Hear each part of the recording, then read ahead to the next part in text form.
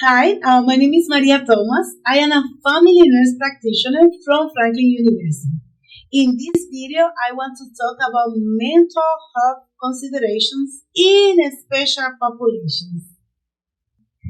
Special populations require tailored mental health approaches, tailoring screening and treatment enhance clinical outcomes. Barriers include stigma, abscess, language, and culture.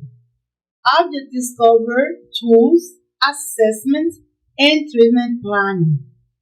Five populations structure the clinical guidelines. The first population that I want to talk about is about geriatrics. Comorbidity and polypharmacy make assessment and care difficult. Depression and anxiety are still predominant in later life. Some older men are at a high risk of suicide. Mental illness complicates the cost of hospitalizations and hospitalization. Psychotherapy minimizes the depressive symptoms after interventions. Community services and caregiver support decreased burden. Geriatric assessment and screening. Presentations include somatic and cognitive symptoms pattern. Geriatric depression is screening 15. Screen depression with minimal somatic overlap. PHQ-9 supports a structural assessment in adverse populations. Cognitive screen with MoCA or MMSE when is indicated. Other TSH, CMP, CBC, vitamin B12, and urinalysis. Also, it's important to rule out delirium with acute or intermittent onset. The plan for geriatric populations treatment is begin SSRI with cautions, titrations, and monitor. Monitor hyponatremia, falls, and QTC intervals. Avoid anticholinergic and sedating agents when possible. Provide cognitive behavior therapy. Empath therapists coordinate with primary care, pharmacy, and caregivers. Deliver educations on adherence and fall prevention. The second populations is perinatal. The perinatal period is defined as pregnancy up to 1 year after delivery. Perinatal women face common mental disorders.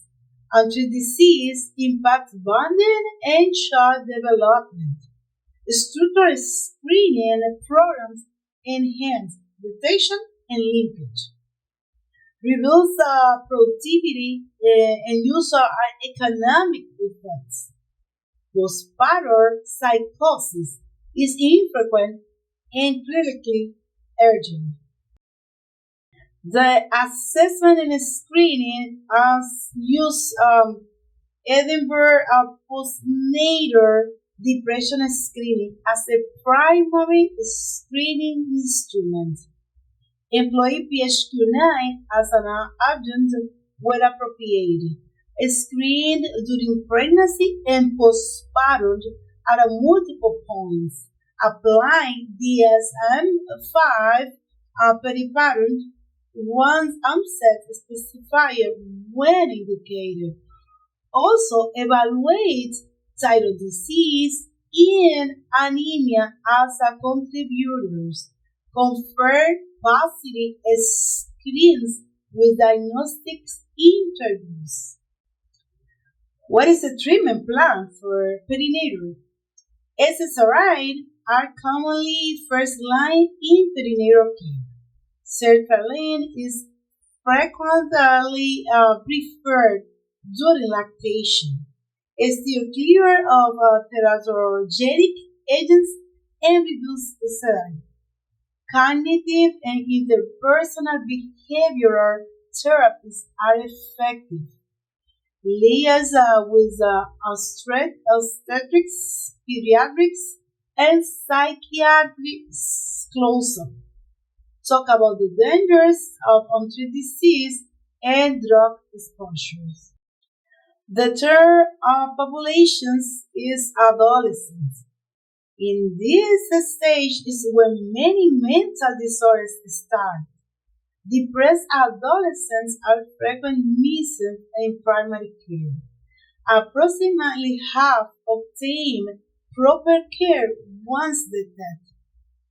Principal focus on identifications in early treatment. Antidepressants evidence supports accurate decision making. Social and economic costs are driven by family and school influences. The assessment and screening in the adolescent populations is screened annually from age 12 in primary care. Use PHQ-2 follow up by PHQ-9 algorithm. Preserve suicide items beyond brief gates screens. Synthesize youth and caregiver information thoroughly. Use structured interviews when diagnostic uncertainty persists. Develop document safety plan for positive screens. The plan, what is the treatment plan for adolescents? Fluoxetine is the best support by randomized evidence in adolescents. Antagonize with SRIs and ZBT, cognitive behavioral therapy. Track early suicidality as a style of pharmacotherapy. Monitor sleep, weight, and school functioning. Involve both caregivers and schools to facilitate compliance. Increase or modulate the therapy in case of inadequate response. The fourth population is LGBTQ. In these populations, differences increases stress and stigma, increasing mental health risks. Inequality leads to chronic mental health issues. 41% were considered attempting suicide last year. Transgender and non-binary youth are at a higher risk. Social and school contexts exacerbate care disparities. Housing instability and loss of productivity are economic impacts. What is the assessment and screening in this population? It's important to record and use select names and pronouns. PHQ-9 and GAT7 can be accessed. Inquire about family rejection, bullying, and trauma. Assess housing, safety, and suicidality frequently. Add inclusive intake forms and visible policies. Affirming resources should be included in referral networks. What is the plan for LGBTQ? The treatment is address mental disorders utilizing generalized evidence-based medicine. SSRIs and other prescribed medications are used in the same way as they are in the general population. Provision of affirmative cognitive behavioral therapy and supportive therapies. Keep track of contacts with gender affirming treatments when necessary. Develop a strong family and peer support, connect patients to community and crisis resources, motivate the fight against systemic barriers and discrimination. The last populations to talk is about immigrants. There are traumas and multiplier stressors that migrants and refugees undergo. It increases PTSD, depressions, and anxiety quite often. Many people do not use the services due to obstacles and apprehensions. Differences in language impair the process of communications and correct diagnosis. The effects of the stress aggravates the psychological adjustment in the long term. The costs to the economy are poor productivity and a burden to the community. The assessment and screening for this population is important to use professional interpreters rather than family. Appropriate translations that have been validated to be used. Spanish PHQ-9 has high levels of diagnostic accuracy. Assess exposure to trauma and persistent danger.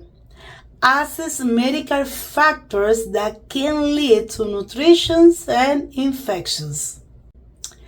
The treatment plan for migrants begin standard pharmacologic treatments with cultural explanation. First-line agents can be prescribed with SSRIs, starting with low doses. Provide trauma-oriented treatment, including native exposure. Culture support uses community health workers.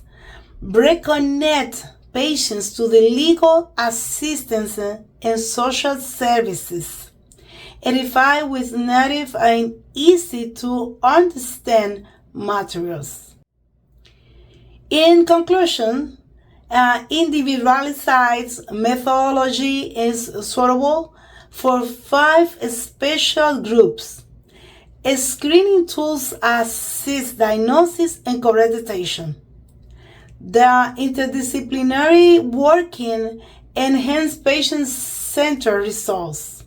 The prevention of escalations of severe risk is carried out through safety planning. Competence and equity are enhanced through clinician education. That is all, and thank you for watching my video.